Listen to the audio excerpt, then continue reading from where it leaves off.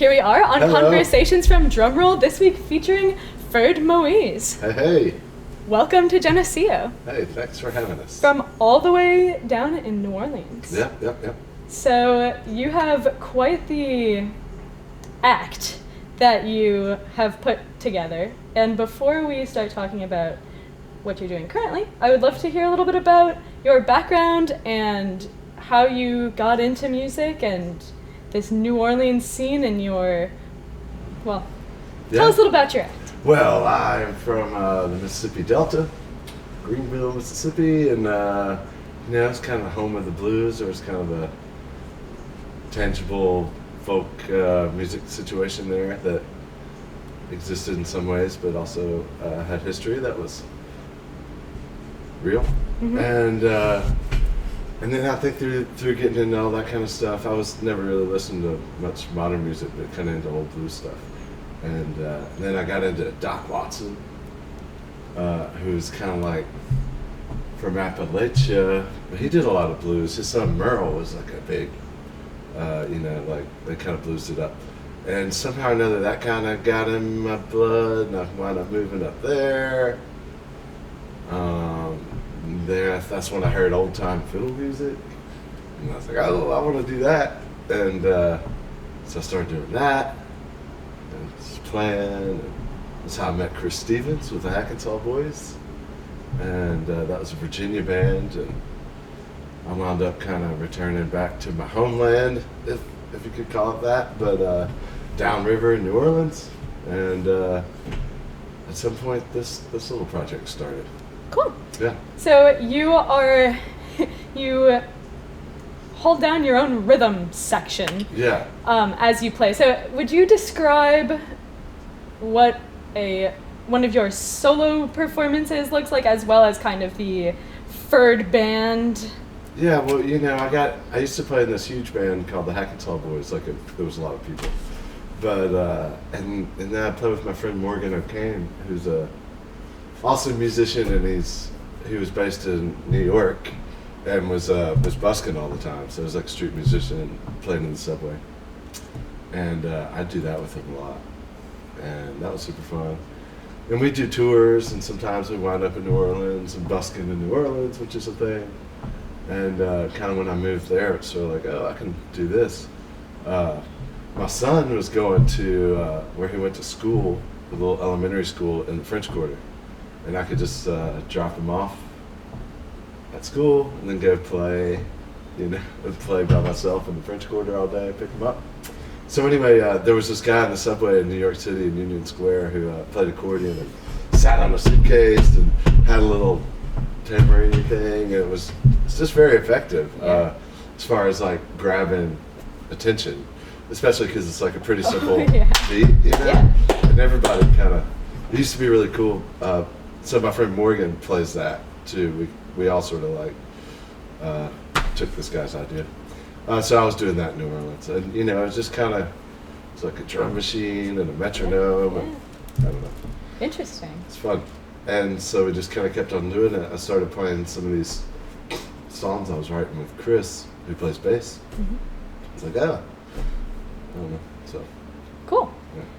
Have you done a lot of busking throughout your musical career? Has that been something you've been interested in since you were young, or did you kind of get into it once you... I think I kind of got into it, like, I do remember, like, Rambling Jack Elliott talking about busking his way down to New Orleans in that 912 Green Street. It's like, oh, that sounds pretty epic. But it's really rewarding in a good busking spot to see how music stops people, or doesn't, or does. Yeah. And then also sometimes in real time, like feeling what might grab people's attention, or how different you just sit there and just watch the way music creeps into people's bodies, including your own. Yeah, absolutely. Yeah, so that's fun. What a unique experience that must be, especially being able to enjoy the southern climate and being able to do it year round. And in New Orleans, it's like, you can sit there with a beer. Yeah. You know, like, and you know, and especially if you busk at night, it gets pretty crazy. But and then also playing a fiddle, like, and my friend Morgan, or you know, like he played banjo, and there's just like a weird thing when people see like that, you know, and they might be like, oh, you know, heck. Yeah. And then like there's always somebody from the South, like somewhere in the world, I don't know, and they're all like, oh my God, you know, and that's fun too. I'm sure. And it must be so interesting to catch people unwittingly, like they're just going about their day and they're able to have this spontaneous, very enjoyable, very unique experience. Heck yeah, and like the subways, you know, it's like there's just like bam, 1 million people, and then nobody. Yeah. And then like 1 million people, and then nobody. That's pretty wild. And then, you know, sometimes people intentionally miss their train. Really? You know, that's a really cool experience. Yeah. Wow. With apologies to all the people that were waiting on them Oh. at the other end of the train. Yeah. I mean, I'm sure everyone would understand. Yes. What have some of your most memorable busking experiences been? I mean, just kind of that whole, like, really, the train thing was pretty fun. Specifically, I don't know. You know, sometimes, like, in a place like New Orleans, you can see somebody's like, oh my God, I know you. I haven't seen you in, like, 15 years. Really? You know? That's pretty fun. I think, yeah, I don't know. I think one time Mos Def was playing like spoons on the fire hydrant or something. Really? With us. What a spontaneous moment. Yeah. Cool. All that kind of stuff. I don't know. So you've had this experience in New Orleans and seemingly New York City. So what's the difference between the culture and how is the reception of your style of music in those different areas? Well, you know, New Orleans was kind of cool because actually people, you know, would go to New Orleans to see some music. Yeah. And I mean, and even like the pro tourists down there are like load up with a pocket full of ones because they know they're going to like walk down the corridor and there's like performance art everywhere and it's like cool. New York City, it always felt more like surprising people with music that like, you know, they're like, oh, I like this, you know, like I wouldn't normally like banjo fiddle music, you know, but seeing how that goes, yeah, and yeah. Cool. That's great. And I don't know, and so, but it's also like super fun, you know, I mean, you could travel and busk and you could travel and do shows. And I haven't busked in a minute. Yeah. Yeah, now you've got your own band. Yeah, it was, you know, it's like the same thing. Yeah. So. Neat. So you guys put out an album last year. Uh-huh. And are touring now. You're from far and wide. So tell us a little bit about the formation of your current project. Well, yeah, so, I mean, I guess like, I don't know, it seems so trite to say, in the pandemic. No, no, but at some point after that, because maybe that sort of put a big nip on the busking for a little while. Yeah. And I was talking to Chris Stevens, our bass player from Ohio, wonderful person, and you know he's just as you keep in touch, he's like, yeah, you know, I've been writing these songs, like yeah. We started sort of getting together, and my friend Matt Morlock, who plays the banjo, me and him have been playing together forever. He lives in Tennessee, and it just sort of like let's record some of these songs and we'll see what happens. And got the two of them together. I think they met, you know, for that recording session. Really? Yeah. Wow. And got along famously. Wow. I didn't realize it was such a quick, like, okay, here you all are, and now we're a band. Yeah, kind of, yeah. Because, yeah, Matt and I have been playing, like, fiddle banjo stuff, and I don't know, and then there's a bass player who's, like, really into it and awesome. Cool. And wonderful person, so. And on your album, you also are joined by a cellist. Oh yeah, Layla McCalla, and she's an old friend of mine from actually some of the New York City days, and she's an amazing musician, cellist, and is like the finest musician. But you know, she played with us. You know, like also very fine musicians. Also very fine musicians. You're right. I mean, just like classical music, which is like, I don't know. But she has a great career. You should check her out if you've never heard it. Mm-hmm. And that was really cool. And she's friends with, you know, like everybody, you know, Matt forever. And that was super cool that all happened. And, you know, when we were kind of starting around in New Orleans, that's where she lives also. Okay. Oh, interesting. So you guys have a roots Americana kind of Appalachian sound. Mm-hmm. How did you end up coming into that and finding like-minded folks who are also up for going with that type of classic Americana kind of music? Yeah, I don't know. It's really lucky because I've always just had my own sort of style with it, mm-hmm. Based on my limitations. And I don't know, I've always I'm into like traditional fiddle music, but also like to compose music, you know? Okay. And and then Matt is like a really well-studied banjo player, like in traditional kind of American stuff. And, but also like has, you know, the open mind, like he wants to do something different or likes a new kind of thing. But it's a fine line because you can like overnew it, you mm-hmm. know? It's like, what is this? And somehow or another it feels like it's naturally like, I don't want to say like new and old, but just like, I hope everybody gets the references, you know? It's like a book. Yeah. You know, with like I do think that the references really do shine through, I think, because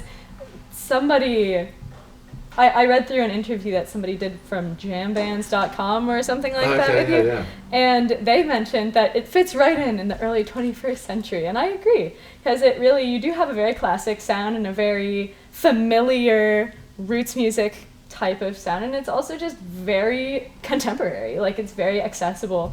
And I saw that the album that you recorded used old equipment. Oh yeah. So tell us a little bit about that. I was so fascinated to learn that. This was also the most amazing thing.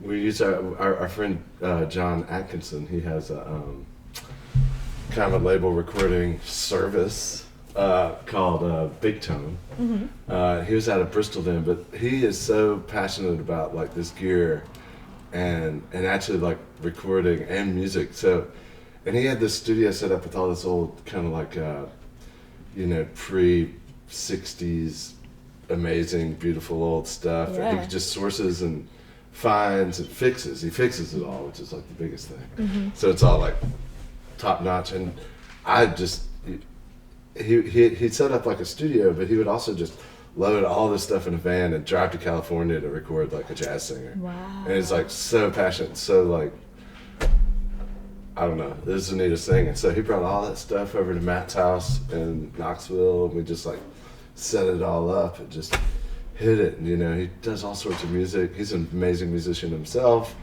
And just, you know, it's just having that excitement or I don't know what to call it, you know. Passion. The whole sounds passion, like. that's what it is. It just like really upped the vibe, and, you know, it was all like, pretty cool.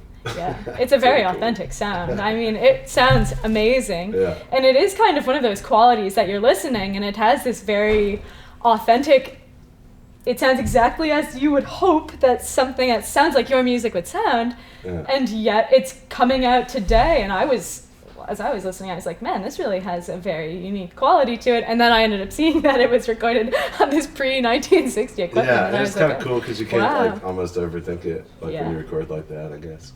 We did most of it live, and then it just like, it was a phenomenal thing because it's all like analog and like on the tape and all this like, and I'm usually, I don't know if you ever like hear recordings of your voice. Mm-hmm. I'm sure you know it. Yeah. You're like, oh yeah, man, that sounds great. No, so I was like, I don't sound like that. Yeah. And, it's disconcerting. And it's the same, and the violin's a very vocal instrument, so it's almost the same way. I'm like, oh my God, do I sound like that? And then, but with that, I don't know. It's just like how it just, the edges are gone. I was just like, wow, this actually does sound good. Like, which was really extremely helpful because, like recording something, you can really overthink it. And yeah. So how did you kind of avoid that tedium throughout the recording process? Probably time and money. Yeah. The way that those interacted. Cool. John's very passionate, but we need to pay him.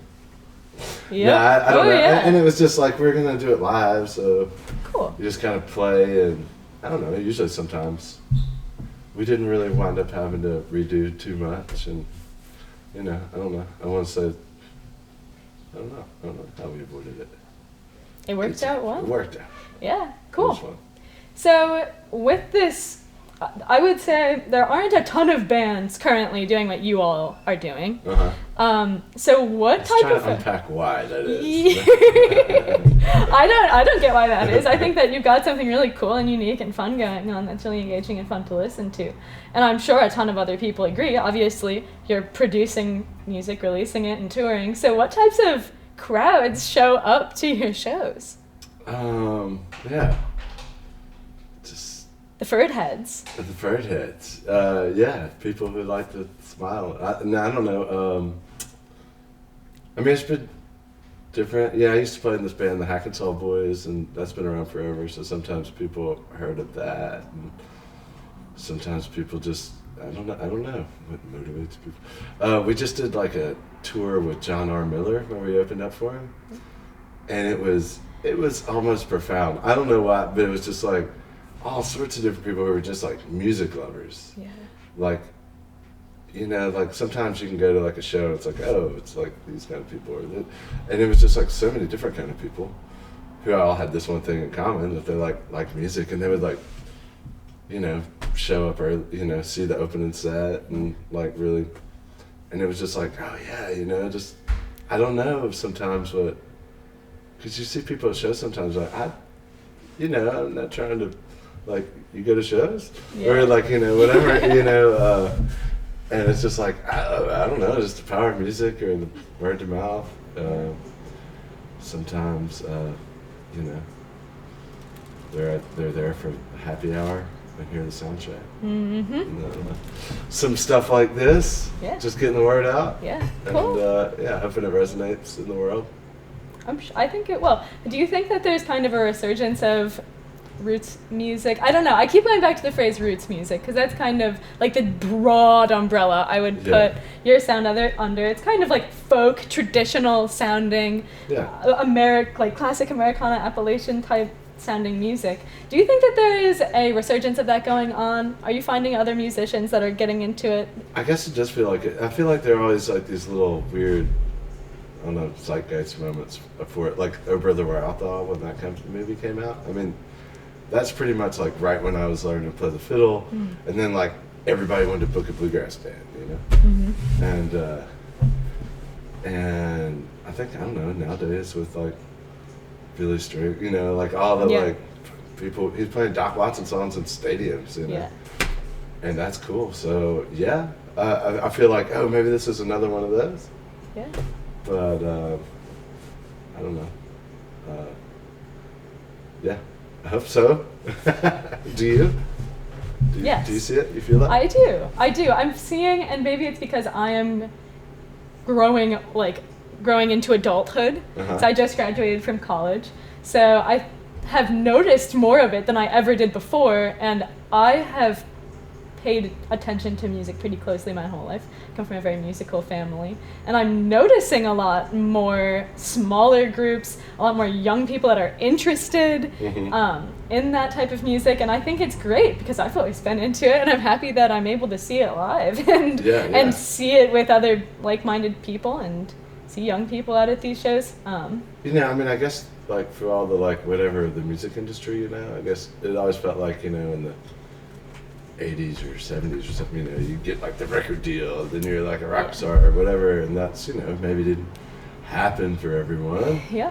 But then like by now it's like, I mean, we can record some couple tunes on our phone and have it on Spotify this afternoon, and then so it becomes, I don't know, I feel like that, and so then if you want to like get it out there, you go play and meet people, and it's kind of easy and more accessible, and people seem to be into it.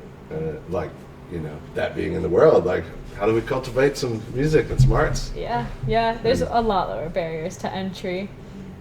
Certainly. Yeah, like less barriers? Yeah, I think so too.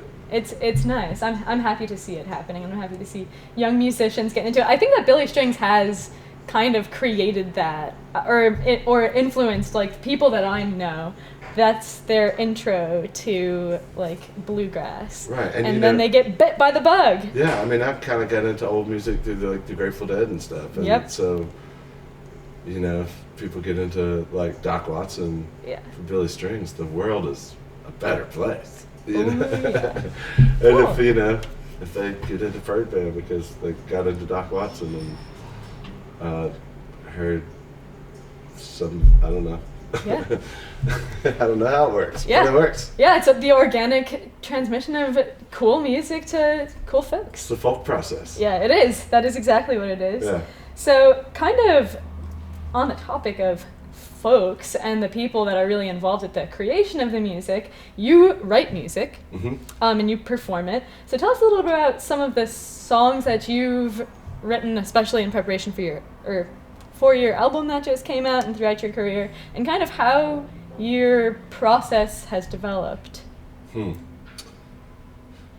Yeah, I don't know. I mean, it just happens with, you know, I'm just always playing the fiddle, and you come up with little melodies, and then sometimes they'll stoke a little thought in your head or evoke something to you. Sometimes they're just words, you know. I like to write and try to express myself in some sort of way to myself or something, you know. So it's that, and it's also like, you know, I can't, you know, music's hard to learn sometimes, but it's a lot easier if you're making it up. You can't play it wrong. And so that sort of helps. I ain't gonna lie. Yeah, I'm it's sure. Like, Cool. Have you had any trepidation about any of the music that you've shared? Are you ever going into these experiences, sharing these songs that, like you mentioned, you're sometimes writing for yourself, and finally getting to that step where you're showing people? Yeah, I mean, I've been fortunate to like play on big stage, you know, like I've performed a lot, but if I was gonna show you like, hey, you know, here's a new song I'm working on, I would like, you know, I'm sweating, I'm nervous, like that's as nervous as I get. So yeah, then it's like, oh yeah, I don't think that thing's too good. That's when it helps to have wonderful friends to play with, because they're like, no man, it's great, or you know, whatever. Like, yeah, no, let's play it. Like, that song, man, that was just a ditty, you know, or whatever. And so that's super cool, because when people you respect like want to play it, and you're like, okay, I guess, okay, I should probably take this thing seriously. Yeah, absolutely. Cool. Do you get more concerned with the thoughts of your bandmates or the general public who will be listening? I don't know, neither. I mean, I want to try to make songs that are engaging in some sort of way and like have some sort of spirit. So like I'm trying to serve that spirit or something, you know? Because like if you can go there, if I can get in some sort of trance state with it, and you kind of have to cultivate or like build that launch pad. So I guess maybe, I don't know. Yeah, I would be nervous sharing music to anybody. I always am very impressed by people who write music, share it with other musicians, and then share it with the world. Like that is just Me too. And there's some people, you know, who have this thing in them where they're like, "Yo, I just recorded this song. It's the best thing you'll ever hear." I'm like, how do you do that? I like ball them up and throw them away. Yeah, it's like a secret vault. Yeah, exactly. Like a false floor. Yeah, exactly. Yeah. Cool. That's But, interesting. you know, it feels good to actually, Yeah. I don't know, unball them up. And Yeah. Get them out and let them blossom. Because they get better. Yeah. Yeah. Cool. Do you find yourself collaborating with a lot of other musicians outside of your band? I don't know, like, writing-wise, I've never really done that yet. Okay. Like write with somebody. It seems like a very challenging Doesn't it? process, or a very intimate partnership, depending on who you're working with. Right. But, like, the whole, like, sort of like Nashville, like, oh, we're going to write some songs. Yeah. It sounds cool. Yeah. And I hear people say that, like, I don't know, you know, they're like, oh, collaboration, you know, that's, and Yeah. I could see how that would really stoke the, whatever, Yeah. the muse. And certainly having somebody else hold you accountable for doing something Yeah. would be Yeah. a significant amount of, that would be motivation enough for many. Cool. Yeah. What have some of the biggest challenges been in your experience as a solo musician and in these bands that you've participated in? I don't know, just not making it so hard. Yeah. You know, like, especially traveling, you can kind of we all get a little grumpy sometimes. Yeah. And never at the same time. Yeah, I one time saw this, like, Willie Nelson interview on Larry King Live. It was very hilarious. It was like two sides of the same year of the coin. Yeah. And, you know, Larry King was like, yeah, Willie, when are you going to retire? Yeah. And he was like, oh, I retired a long time ago. He's like, what do you mean? He was like, I just quit making it so hard. Yeah. And that really stuck with me, because it is, like, you know, Yeah. you just have to give into it and remember why it's worthwhile. What makes it less hard? Caring less. I mean, not caring less, but, you know, like, I don't know, there are things you change. You have to be, I don't know, just being down to be empathetic with all the people you're with or something, but, like, be open to that idea. Or to get out of your own way, I guess would be a less vulgar way to put it. So, yeah, I don't know. Going to nice places, meet nice people.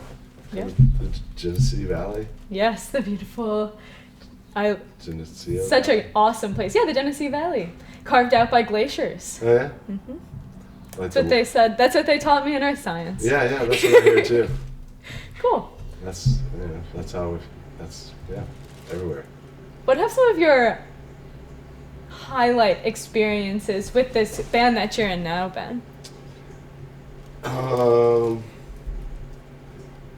You know, recently we played the Greenville, Mississippi Hot Tamale Festival, which is like my hometown's like festival, and got to bring them all down, and some of our friends from our Dutch friends who have a string band, and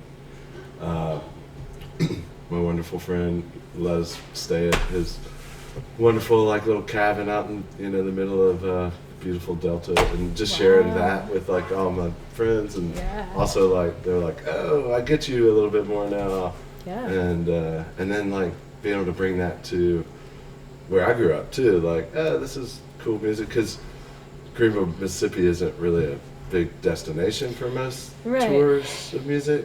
It's full of fine music, but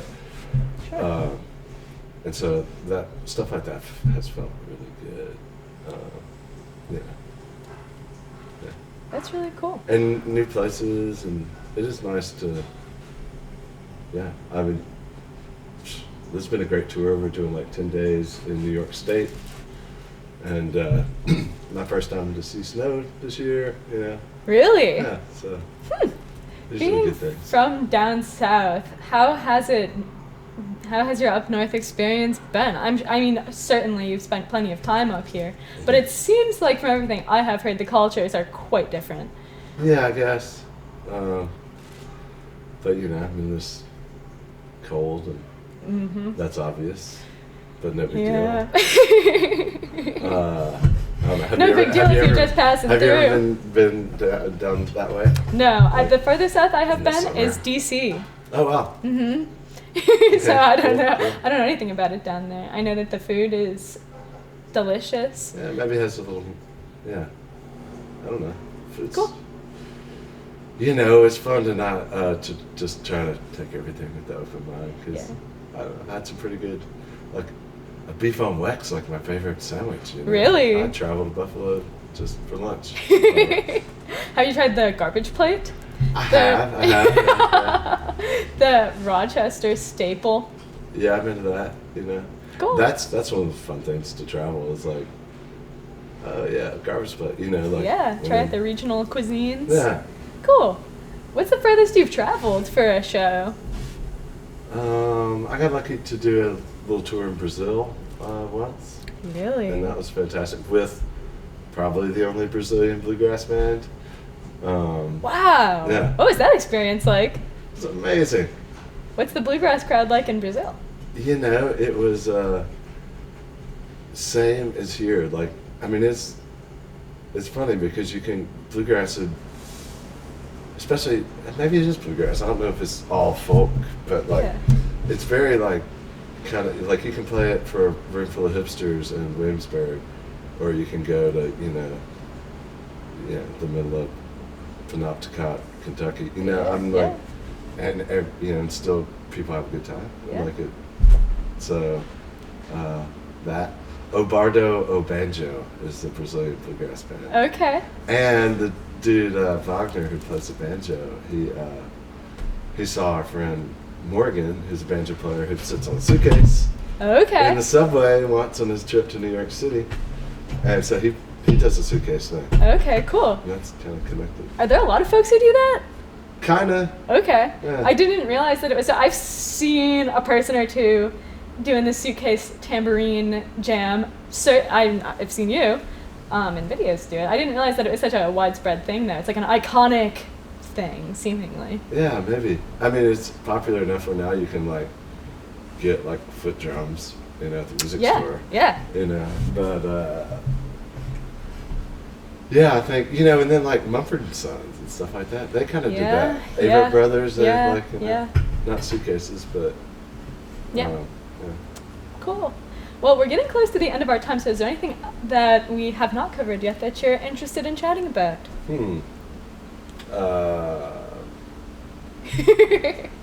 Nothing comes to mind. Come Okay. see the Ferd band. Cool.